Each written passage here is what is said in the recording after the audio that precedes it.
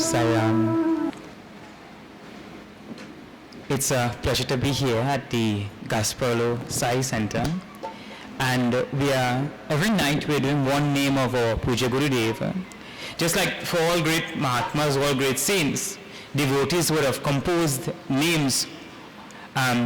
We have also a composition of 108 names glorifying the qualities and characteristics of Puja Gurudev. And we have seen 80 so far. Today is the 81st day, so we'll be singing that name today. Om Yatatmane Namaha. Om Yatatmane Namaha. Om Yajnakrite Namaha. Om Yajnakrite Namaha. Om Lokaprasiddhaya Namaha. Om Lokaprasiddhaya Namaha. Om Vagmine Namaha. Om Vagmine Namaha. Om Vagmine Namaha. Om Vagmine Namaha.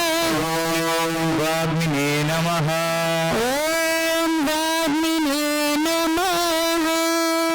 So this name of Puja Gurudev says salutations to the eloquent one.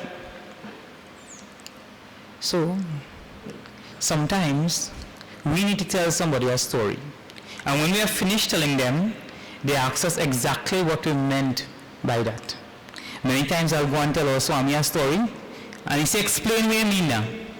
Because when I finish talk, I confuse him more than I tell him anything as well. And sometimes we do that. But when you look at a Mahatma of Swami Chinmayananda's caliber, or even a Baba's caliber, it is that when they express anything, it comes from the truth. It comes from a clarity. And because it comes from a clarity, whatever is shared touches our heart as well. Because they are speaking from an experience, no effort is required. Like for me, if I have to speak on the guitar, to study, and sleep the night before, and them kind of things. But these Mahatmas, when they speak, and not only that they speak from understanding the truth, but they reveled in the truth and spoke. That's a difference. Sometimes when we speak of the revelations of another. So if I've never tasted sugar, I can speak about how sugar is sweet. But I really never could express it in the terms that would really bring a pictorial view to my mind and feel the experience. And these Mahatmas have that. They have the ability to explain something with such depth, such clarity. And the clarity in speech really shows a clarity in mind. And that's where we're supposed to be. Once it is that you put your mind towards anything, you're supposed to understand it in a way to be able to relate it to another. And I'll tell you, even when I studied in Banaras, or even in ashram in Powai, I never studied with the intention to share.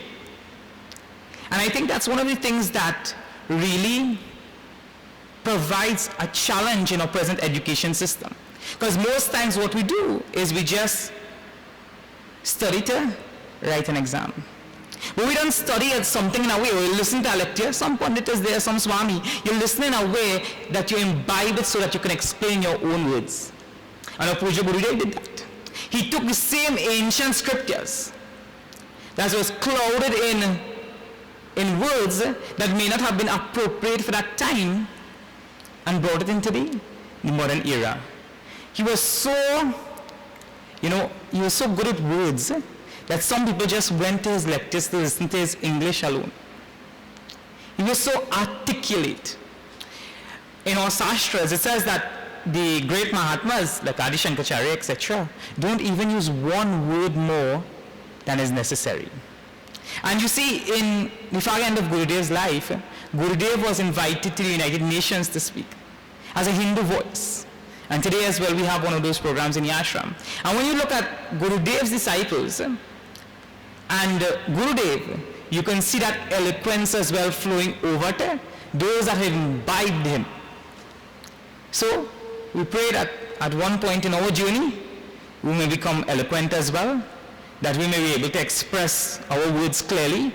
Whatever our heart has, we express it so others could understand, and we are able to express the reality and experience reality as well. So, Om Shri Vagmini Namaha.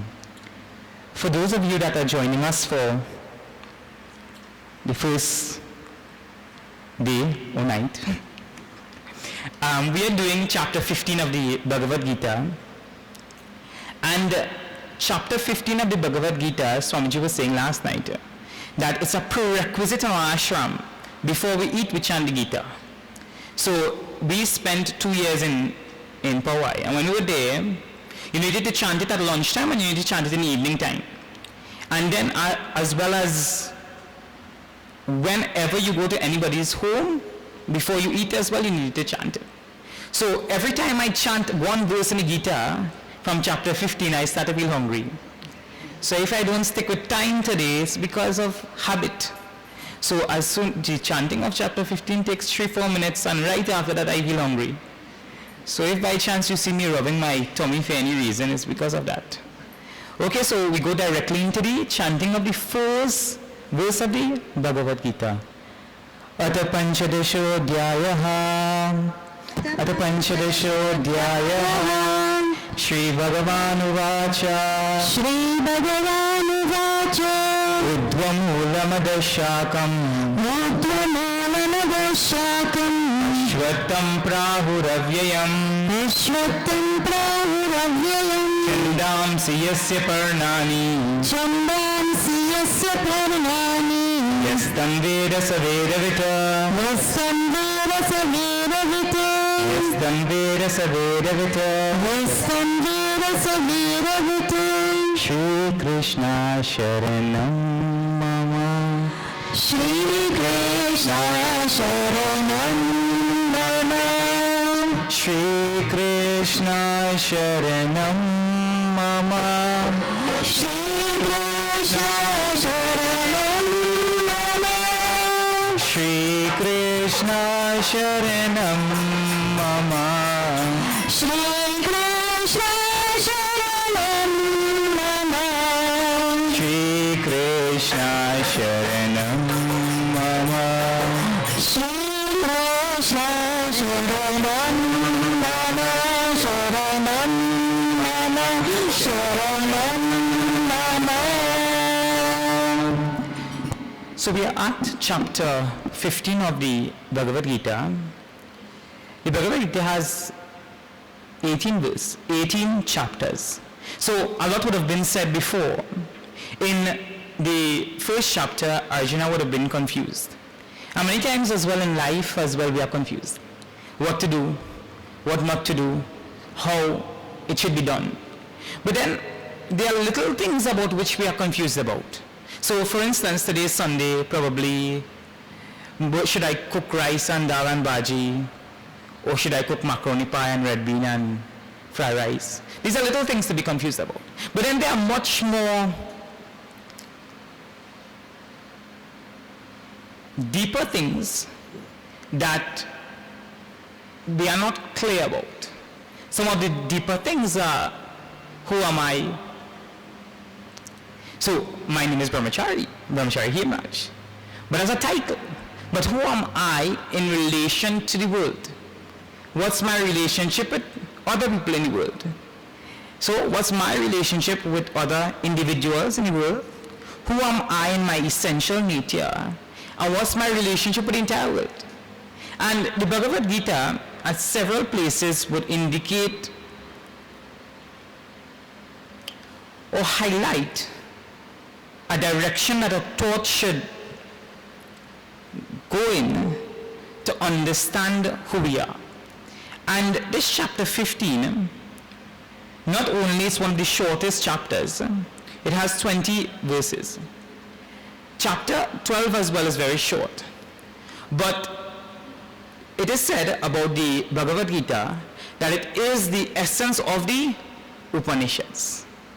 And the Upanishads, the style of the Upanishads, is that without a teacher one cannot understand, because the words are not always direct, they're indirect meanings as well. So they said the Gita is the essence of that Upanishads.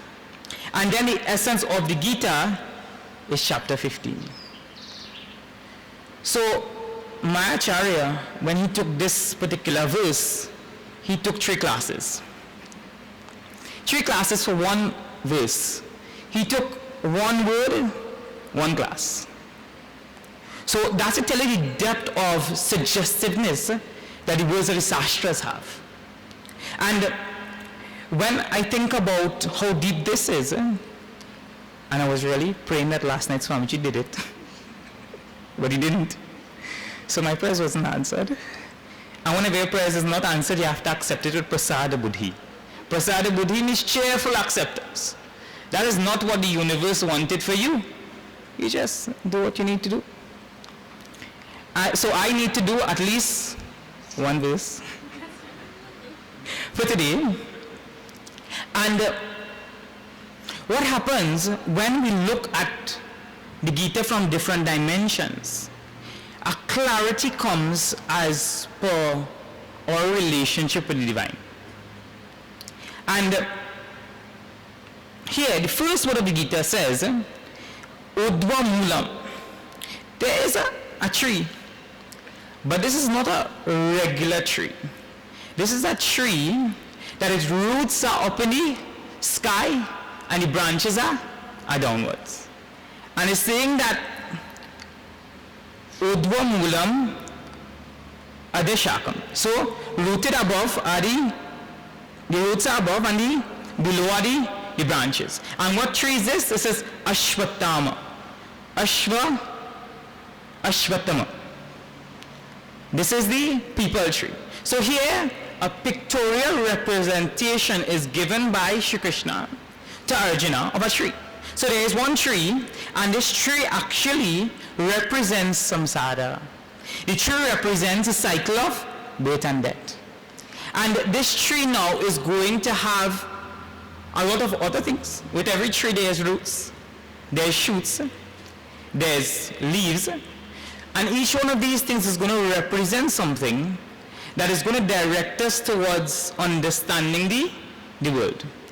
And you may find that why in the middle of the Gita, Shri Krishna will give a metaphor of an upside down tree. And when we understand that we are speaking about the cause of the entire universe, something that is very, very deep and very, very subtle. So the example itself will also have to be very deep and subtle to match the reality itself. So if you have the intellectual capacity to understand the reality, you should have the intellectual capacity, or if you have the intellectual capacity per se to understand the example, then you'll have the intellectual capacity to understand the reality. So it starts with that word udva. And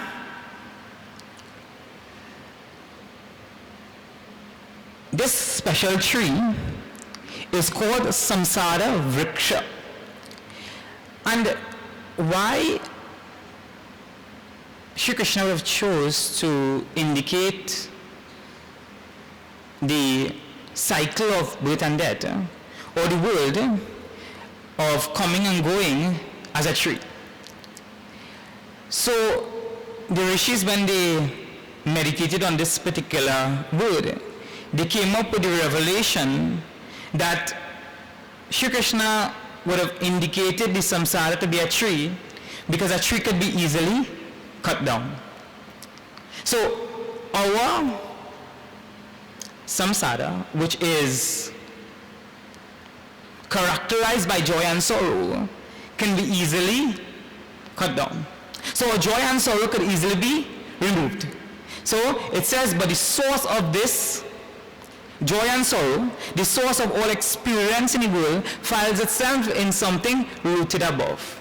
So the word udva actually means that there is a reality that is supporting, a reality that is higher than the samsara that we experience. So something more subtle than what we experience is a cause for what we experience in the world.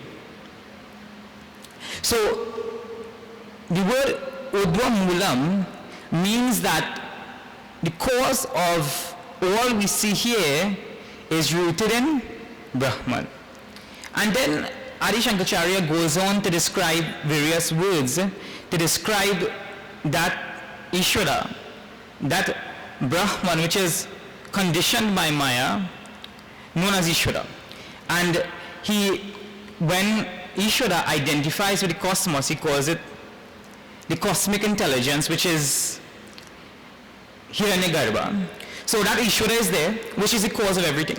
So we also have that causeless cause, which we say as that without name, without form, known as Brahman.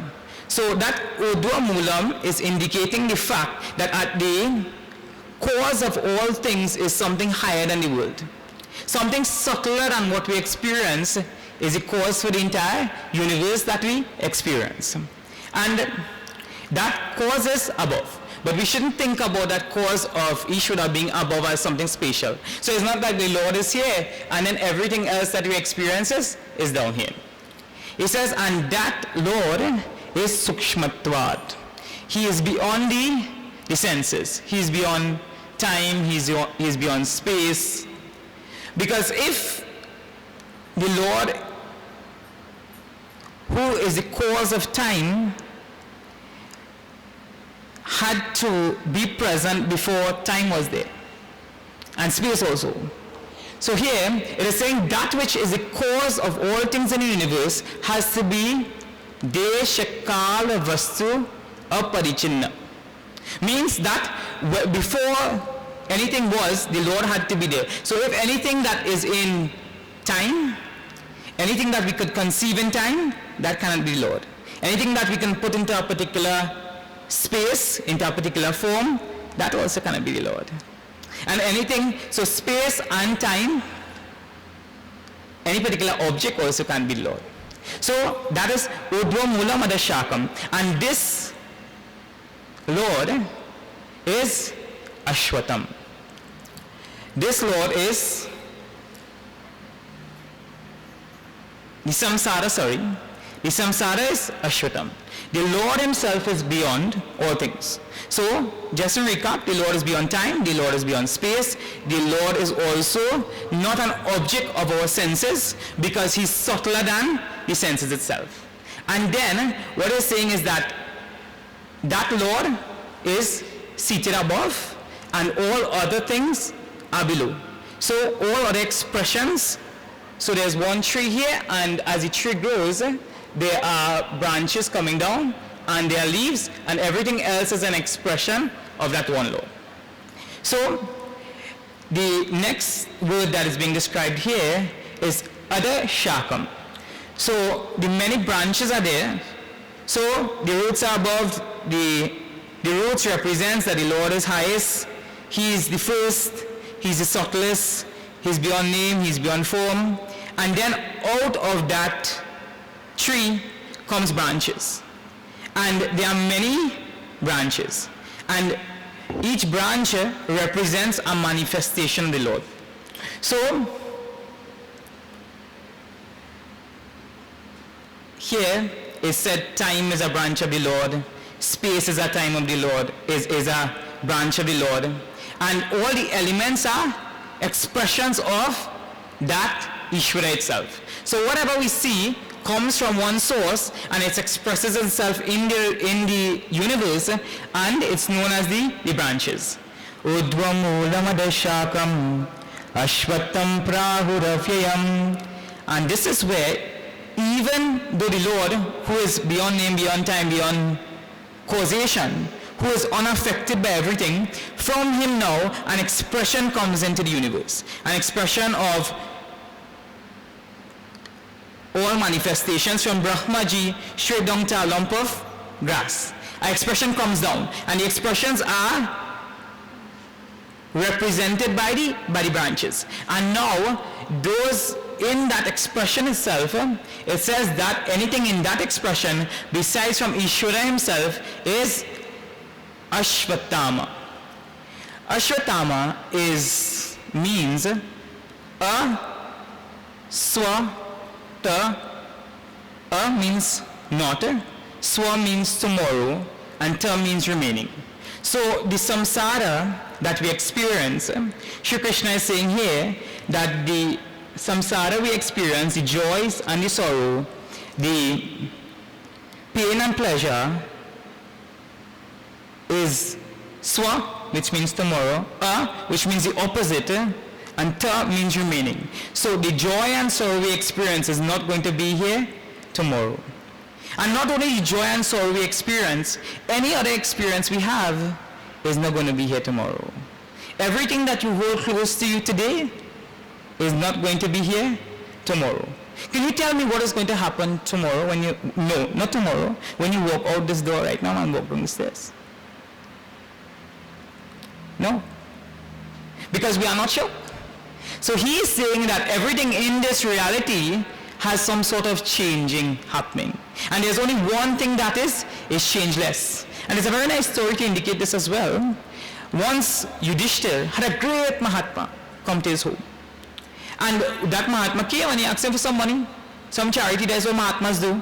Whenever they go, they ask for a little charity to build ashrams and to help people. So he asked for a little bit of charity. And Yudhishthir told him, come back tomorrow. And Bhishma, the brother of Yudhishthir, he went into the court, and in the court there were many, many drums, big drums. And he started to beat these drums. And everybody in the kingdom came out because that was the practice at the time. Only when there was an emergency would they beat these big drums. And when he was beating, Yudhishthir said, what happened? He isn't aware what happened. He says, my brother has conquered tomorrow. My brother is sure that this Mahatma will be here tomorrow, that his money will be here tomorrow, and he will be here tomorrow. And do we have any assurances in life? And you know, we hear this so often, live in the now. Live in today. Currently, we don't know. We really don't know what will happen tomorrow. So, understanding that this world is changing. And you know, sometimes you say, I am Brahmachari Hemraj, who is 17 years old, right? And I hear some laughing. But am I really the same person who I was when I was 10? Just 7 years ago? No. And not only there's changes outside, there's changes inside as well. So it seems that the entire universe, though there's one changeless thing, which has to be the principle. For any change to happen externally, there needs to be a changeless substratum. Imagine if it is that I was sitting here and the chair was moving and the mic was moving in one direction and the computer was moving in one direction. So what he's saying is that there is one changeless reality. But important in this is, why don't we seek the changeless thing in our life? Why it is that we hold on to things that change and try to squeeze out the little bit of joy from it? As much joy as you can get from that thing. You ever eat half a doubles and probably next half in the fridge to have it tomorrow? That is trying to, when you put food in the fridge as well, it has no value as well. You hot up the food in the microwave, you go to the ashram and have extra food and you carry it home. And the next day, well hot up and eat, man. And you feel that there is substance in that. And because we feel there is so much substance in things of the world, we don't look beyond the things that we see. And because a child sees so much of substance in leaving school at Form 4 and 5 and liming, and he doesn't see substance in studying for the examinations, he doesn't evolve in life. And here it's saying the same thing. This samsara is eternal. This samsara has always been there. You have been here hundreds, thousands of times. And the only reason we are here together is because we have some karma to work out. You know, the Mahatmas beautifully say, it's like two pieces of wood that meet in the ocean, and they touch each other and then they go their ways. You know, I always am fascinated by the concept of having a Ferris wheel. and jumping on that Ferris wheel and somebody taking me around for a good few times and wanting to come out and not being able to come out. And I ask you, how different is that than the fact that being in the world and experiencing the world, Baba beautifully says, he says like a football, and being kicked all over by everybody. And you're wanting to exit, but you wouldn't drop the ego. He said the ball is like inflated with air, and it's being kicked around because of the fact that we identify so much with things of the world. Because we really think that things of the world has the ability to bring us the ultimate joy. So I jumped from one object to another. And when I was thinking about this particular verse, I remember I myself saying, probably 5-10 years ago, that when it is I go to Mumbai and I study, I don't want nothing else, Bhagavan. I satisfied, contented. Because that's the state in which we should be. And it's saying here that Ashvatam Prahuravyayam. This samsara is going to be here in a cycle forever. And you as a jiva are also going to be in this cycle forever. Unless you decide that you want to come out of the cycle. And the fact is that we are not talking at some later point in time, antakalecha, when somebody leaves their body to them leave the cycle. We are talking about now. You make a conscious decision that you are not going to be reborn in this earth again. Are things getting better or is it getting worse daily? Could you leave your houses open and go anywhere and come back after a week? I remember going to Tobago 15-20 years ago, and when I asked people if they lock the door, they said no need. They say there are no thieves in Tobago. And recently I went back and they said they probably come from Trinidad. But it just shows you how in a short period of time things change. And the people who think that they don't want moksha, I have a hip injury. And I can tell you a little bit when the season is changing, when the place is getting a little bit cold.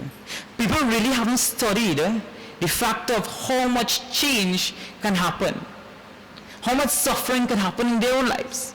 So there's no desire to move for something higher. And he's saying here, he continues to use this metaphor, and he says, Chandamsi yasya parnani. So he says, in this samsara, the leaves of the tree can be compared to the Vedas. So, just how a tree has leaves, and the leaves are responsible for beautifying the tree, there's a possibility of the human being beautifying, if there's a word like this, samskarizing, refining his personality in relation to the subtler things in the universe, if he identifies with those things. You see, what we do is we choose not to identify with those things. Just as a tree has leaves, and these leaves, you ever look at that tree without leaves? I want you to plant one tree, oh no, invite me home by you, and let me take out all leaves of all the trees you have. And I mightn't stay there very long, by the time I finish with the first tree, because a tree without leaves isn't beautiful. And same way, what he's saying here in the metaphor is that one who doesn't live according to dharma. So in the tree of samsara, there's suffering, there's joy, there's misery, there's coming back. In the Shastras it says dukkha dosha nidarshanam. See the sorrow of things, see the defects of things in the world. It also says, right? It also says that dukkhalaya ashashvatam. The world is an abode of sorrow. You feel when a child is born, and you take your little shave here on the side and you real pass it on the child's face and think, the child enjoying that? No. You feel when a child inside the room and he plays hot like anything, especially these days, that the child enjoying it? Have you been to the hospitals? Have you seen the amount of suffering in the world?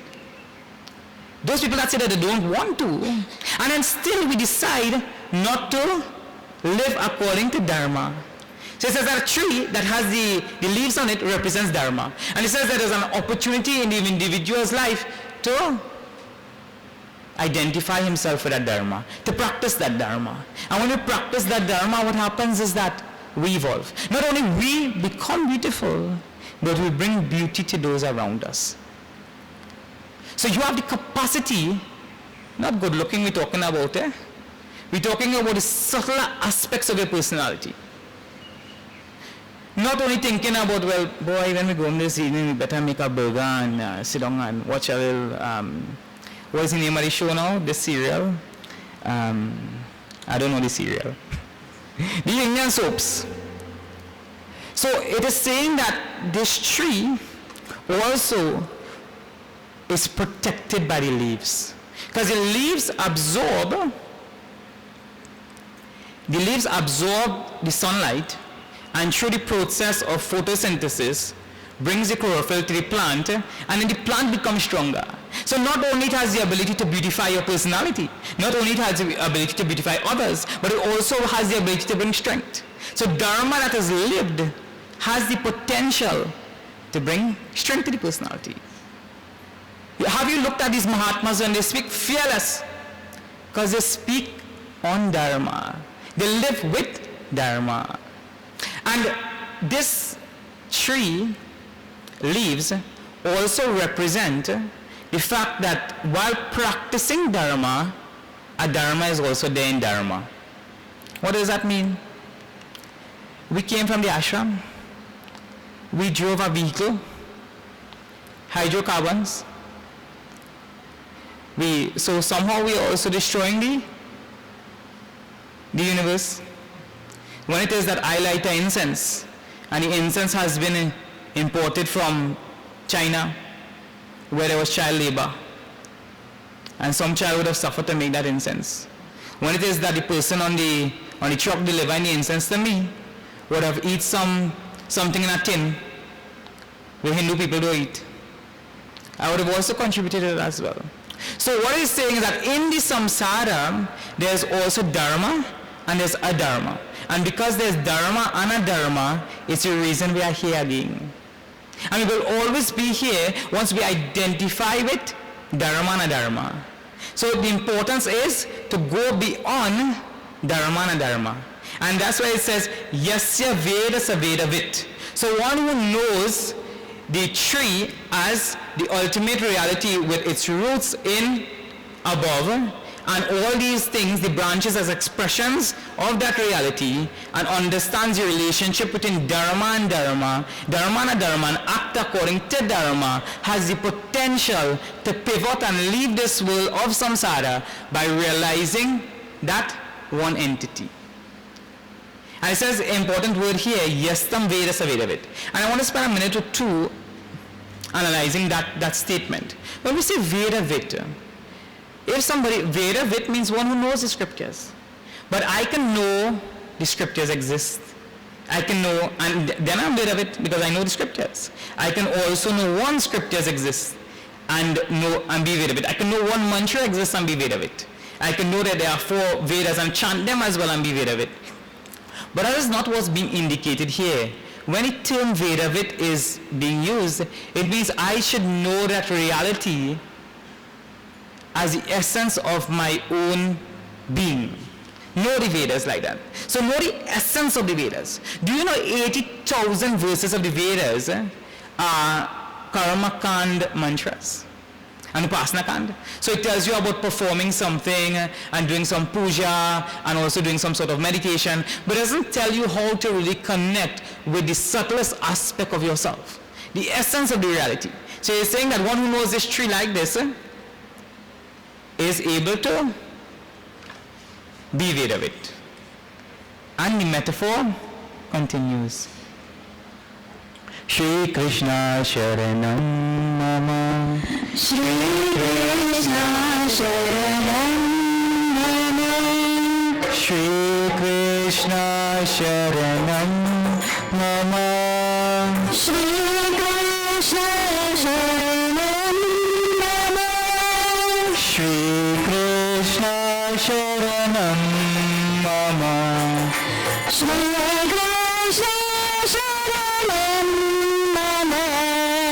Shri Krishna Sharanam Mama.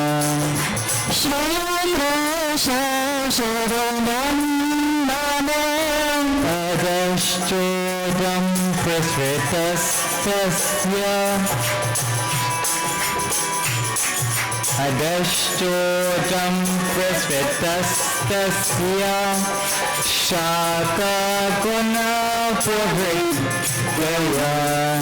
Vishaya pravalaya. Adashcha mulayan.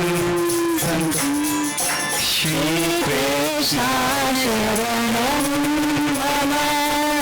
Shri Krishna Sharanam Mama.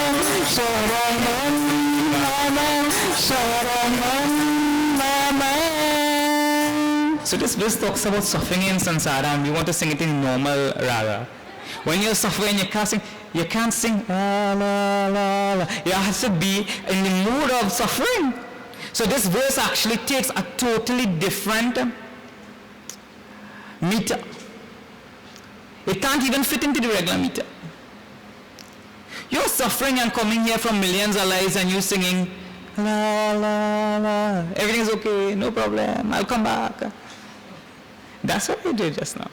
So it says, Adashchodram prasitastasya shakaha guna pravriddha vishaya pravalaha adashtamulanyana santatani karmanubandini manushaloke karmanubandini manushaloke.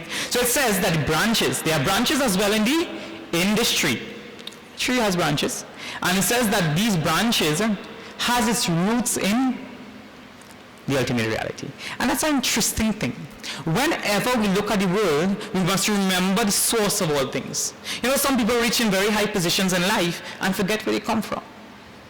How sad that is. You forget your family. I am self-made. What self-made? Without your family, you would be. Without your religious organizations, where will you be? Without your teachers, where would you be?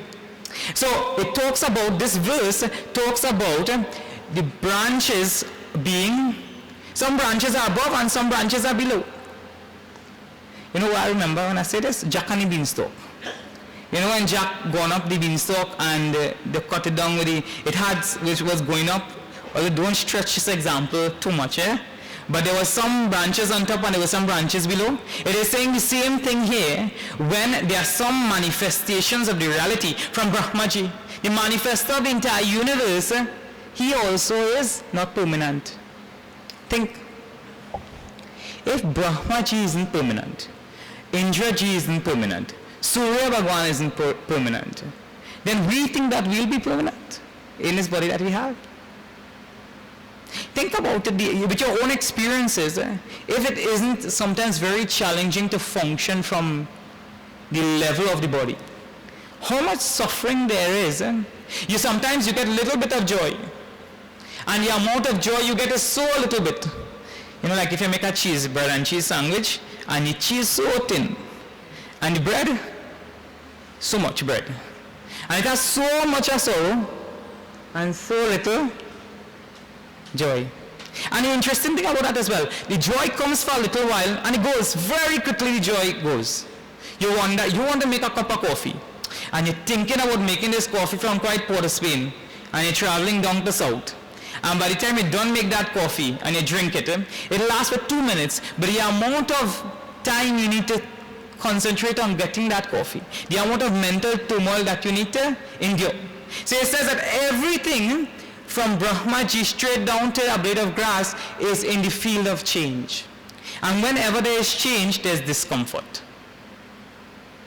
Have you ever moved from one place to another and have to pack up all your things and go? I tell you, it's simple as moving from one office to another. Suppose you say, Brahmachari, move from this chair and go to the next chair outside there by a Panditji. It is discomforting. So what the Lord is saying is that I am present as the essence from Brahmaji, which is a manifester, until Dharma Raj, which is Yamraj, who is the dissolver. And just like how they are different branches, different sizes of branches. There are also different gradations in the universe. So even if you look at metals, there's I think 10 carat, 14 carat, 21 carat in gold, right? Isn't there? How much are you? 21 and 22 carat. So even in things of metals of the world, there are different varieties. When you look at the animal kingdom as well, there are animals who are more aware than others. So in the ashram, we have a dog called Spoodle. And Spoodle, when he sees us, sometimes he's bowed down to you. You ever see a deer bowing down to anybody? Or a lion? If you see the lion bowing down, so show me a clip on YouTube. Because it shows here that in the universe, that there are various, and that's why he's talking about the branches, there are various gradations of things in the universe. And we can see it in metals, we can see it in plants, we can see that even how a stone is in one place and then there's a plant which is more aware, and then there's an animal that is even more aware of his identity. And we see even gradations in human beings as well. So the trees here, the trunk of the tree represents gradations that are there in the universe. And how the gradations come, it says Guna Pravriddha, Guna Pravriddha. Various and spread all over. If you see the banyan tree, you should Google it and see in Calcutta. The banyan tree, you cannot tell how many branches there are. And as the universe, sometimes our minds are so small that we can't conceptualize how vast the universe is and how many expressions of the reality there can be, and also how the gunas operate within that particular reality. So it says that these branches are there, which are manifestations of various types of the reality, and the expressions are determined by the functioning of purity, activity, inertia, or darkness in the personality. So gunas. So according to the gunas that are there in the manifestations, that's how the manifestations react to the world. So it continues to say that karmanubandini manushaloke. And because it is that we are so engrossed in enjoying things in the world, our interaction with them will become bound. So sometimes when we interact with things of the world, we don't think, what effect does this have on my body? What effect does eating this food have on my mind? What effect does listening to this music have on me? If you listen to rock music and you listen to some soft instrumental music, it has a different effect on the mind. And here it is saying that all things in the universe, and that is from Avalok to Swarga to Narak. So all the worlds that are there in the universe, every conceivable planet in the Milky Way is under the influence of the gunas. So you are also under the influence of the gunas. Each planet is also under the influence of the gunas. The trees are under the influence of the gunas as well. And how it is that we can go beyond the influence of these gunas. Because if we perform an action and the action is not performed from understanding correctly, what happens is we perform that action in ignorance. So, for instance, I am driving on the wrong side of the road. One action. And an oncoming car is approaching, getting an accident. That one action has a resultant reaction which will cause some suffering in the future. And he's saying that because we don't understand the play of the gunas within ourselves and also within others, so if I see somebody getting angry with me, I just say that's the play of the gunas. If I see my mind becoming agitated, I just say that's the play of the gunas. And leave it. And then become a sakshi of that gunas. And that's what's being indicated here in this verse. In the next verse, we'll see. We will not see the next verse. Because it shows here how to go beyond the gunas. In this one line, asanga sastrena hridayena chitva. It says that though there seems to be suffering in the world, there's also the possibility to remove that suffering. And it says by asanga, non-attachment, by detachment. Remove the samsara by detachment. Be detached and remove the samsara. One word. And I tell me too, all our sufferings is because of attachment. You know, Mark Twain, right? The humanitarian said, he said, I gave up smoking cigarette 100 times. You know what that means? He gave it up one time, he picked it back up again. And vairagya means such a powerful word. That one word alone is worth 7 days, 108 days. Vairagya means just dropping it. If something isn't good for me, and a human has that potential in him. Sugar isn't good for me. Wrong example I'm using, because if I go in the ashram and I'm making tea and they ask me if to put sugar and I tell them, well, yeah, what to do, put a little bit. They're going to say brahmacharya, they say in the satsang, drop it. But that's the kind of caliber that it requires for spirituality.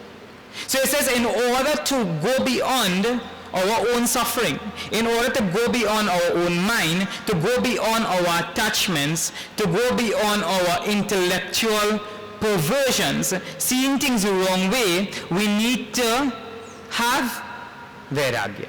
Vairagya means a total detachment from things with an intellectual understanding. And if you look at Sri Ram's life, Sri Ram was one moment going to be crowned as a king of Ayodhya. And the next moment he was going to be sent to the forest. Think about the capacity in Sri Ram to just walk away from everything. And vairagya, we become attached to things very easily. I'm not saying that I'm not. I'm saying that if I'm sitting on a seat there and I get up and I go outside and come back, and I see somebody else sitting on my seat, I'll become angry.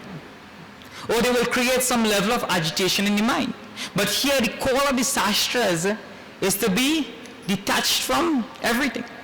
So when I sit in the seat of meditation and I hear something, somebody could be calling me outside, and I will not leave the seat of my meditation. I will not leave the seat of my prayer. And how much this is important for students. How difficult it is to bring the mind to one place and keep the mind there. And it says that having cut asunder, the sastrena, with the weapon of vairagya. And I challenge us, not you, I challenge us to choose something that you're going to give up immediately.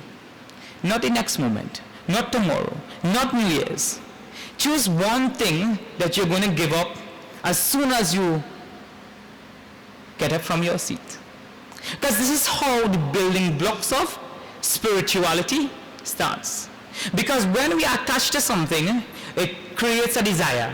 And that desire causes us to act, which is karma. So we have a desire, karma. So I eat Mario's pizza, or Papa John's pizza as the case may be, right? And every single time I pass by Papa John's, there's agitation in the mind. I can't think clearly. So somebody could be telling me about anything else, and I'll tell you all, I recently get a little impressional vasana for Prasad's doubles. So every time I pass, my direction is to come off the Reform flyover, right? So but sometimes I find myself exiting the Gaspereau flyover and going down to where the doubles man. So even if I have to go south for something, I average the time that I need to go. Think about one attachment, doubles. And now my time is now determined by when the doubles man is out. And this morning I went down and that's when I checked what time he finished sell to. See, that's one little attachment. Some people are attached to their homes, they wouldn't leave their home to go to the ashram, not for nothing. Anything you're attached to, you know, some people came to stay in the ashram, the first thing they ask if there's air condition. So we need to work, not because attachment is necessarily very bad thing, but you can be using something and the ability to drop in the moment should be there. You know, I know somebody who recently went to the doctor and they tell him he had some heart problem and he needed to drop pylori, right? He can't eat pylori. And he dropped it because he understood the consequences of having pylori. If he eat 1 or 2 pylori extra, his heart will conk out.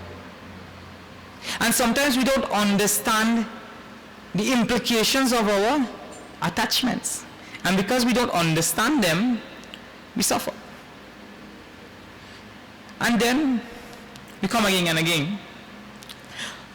Sri Krishna takes a different turn. He has already described this world of samsara and described that there's joy, there's sorrow, there's also pleasure and pain, there's only one reality above, the expressions are there in the universe, the expressions are dharma and dharma, which will always be there for eternal time, because the universe also is there for eternal time, and in that as well, there's also the ability to come out of that by practicing detachment. And once you practice detachment, we become in a state of sama, where we are just balanced in our own self, so nothing of the universe has the power above us. Right now, things hold us down. That has imagine an inert object like money has the power over me that doesn't allow me to take one day off from my job.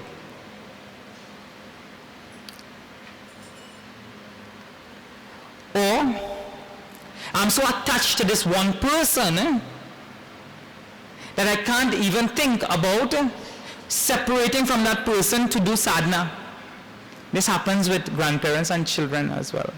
So attached to their children. I think it's a blessing to some extent, but our Indian people so attached to their children that they never mentally leave their children independent to then allow their minds to go into subtler fields of meditation. He says that this Odwa, this Brahman, should be what we should seek in the world. In the next verse he says, Tata param tat parimargitavyam Tata param tat parimargitavyam Yasmin gatana nivartante bhoyaha Yasmin gatana nivartante bhoyaha Tameva chadyam purusham prapadye Tameva chadyam purusham prapadye Yatha pravritti prashuta purani Yatha pravritti prashuta purani Narupamasya hatatopalabhyate Narupamasya hatatopalabhyate Nanto na chadirna cha sampratishtaha Nanto na chadirna cha sampratishtaha Ashvattamenam suvirodamulam Ashvattamenam suvirodamulam Sangasastrena dridena chitva Sangasastrena dridena chitva Sangasastrena dridena chitva Sangasastrena dridena chitva. So this verse Narupam asya tatopalabhyate. It says that the things that we give reality to in the world are not as real as we may think. You know, as a child, if somebody take my bicycle, I would have become so crazy, I tell you. I would have gone sit on that fella tire. I'd have wait until he get next bicycle. He didn't have on it because he borrowed mine. But I'd go and wait until he get one and then sit on it there. Because my reality then would have been based on the fact that my identity with that one object. Have you ever seen a child who has 100 toys fighting for one toy? Have you ever seen an adult who has 30, 40 things fighting for one. 30, 40 shalawar and fighting for one shalawar. 3, 4 shoes not willing to lend it to another. 3, 4 cars not willing to give anybody to drive. And we are just taking one example and showing how our identity with an object causes us to not see the true relationship we should have with that object. And it's saying that this samsara, as we see it, the joys that are there in the world, we become so attached to these joys that we don't see the world for what it really offers. And it's saying that it isn't exactly what we know it to be. And that's where it continues to say that Ashvata evam suriroda moolam. Be very firm in your resolves. And I think as a people, we need to really learn to make those resolves. The Shiv Ganga Mahayatra, 5 days from Blandishers to Patiramtris, and then also from Blandishers to Manzalina. Leave your homes and walk, chant the name of the Lord, vows. Decide to fast for 1 day for the week. Decide to do a certain amount of japa. And though it's in the samsara, it's a product of Maya, because the gunas are also functioning there, it has the ability to pull you out of the Maya. I remember as a child, I was dreaming of I bunked somebody's car. Since then I had a car problem in my dream. So I drive in, I bunk somebody's car and police looking for me. And I run in and I hide in. I hide and run and go under my bed. And I wake up. Thank God I wake up. Because I sure I'd go into jail. Because I bunked him and I know I bunked him in my dream. And the next day I go to sleep again and I start back again right where I leave the dream off. I start back to dream again. And they lock me up that time. They find me and they lock me up. And there are a lawyer who come to charge me as well. But then I wake up about 1, 2 o'clock when I was sweating, because I one day I had to go to school. And how I end up in jail now? And how I explain this to my mother? So all those things that we experienced, I experienced in a dream, was at a different level of reality. And everything we experience as well is not at a level of the absolute level of reality. So when we identify with the absolute level of reality, there's no suffering, there's no pain, there's no body. Nobody has no physical body, nobody else but my own body, nobody else but myself. And I said that is the state that we should seek for. Tata param tat parimarkitavyam. That state, that goal, that param tattva, that ultimate reality should be sought after. Think about the life of Baba. Think about the life of Shirdi Satya Sai Baba. Think about the life of Puja Gurudev. Think about the life of these great Mahatmas that sought after the truth and were blissful. They identified with that reality fully, operated from that reality, and even though there was physical pain of the body, there was never pain of the mind. There was never pain of the intellect. There was a brilliance in the intellect. There was a peace in the mind. So it says that even though the samsara may be operating outside, though things may be seeming to be negative outside, one has the capacity to leave that samsara and take himself out of that samsara and to operate at that level where he reaches the goal. He reaches the goal where he identifies with God, and then he even goes beyond a physical God to identify with the cause of that God itself, which is Brahman. It says, Yasmin gatan anivartante bhuyaha. It says, having gone there is no return. Have you been to Tobago on a boat recently? Do you know what it is to have motion sickness and go on that boat, carry a vehicle, and have to come back on that boat again? You don't want to return. You really don't want to return. I was there in Tobago with somebody who wanted to take a plane and come back. They went with the boat. But they understand this term, Yasmin gatan nivartante bhuyaha. Having gone, they don't want to return anymore. And there must be a stage in our lives where we realize, may not be this life, maybe next life, next 5 lives, that we don't want to come back. Because in coming and going, there's change. In coming and going, there's fear. In coming and going, you lose what is closest to you. What if there's a stage where we can reach as a mind intellect to be able to experience all things without being attached to those things, and then having reached that reality, there's no more going from there.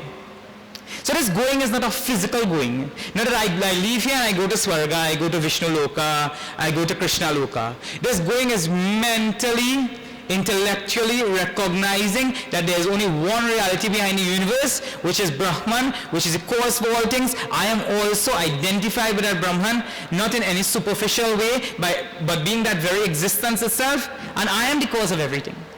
And that is understanding the samsara vriksha.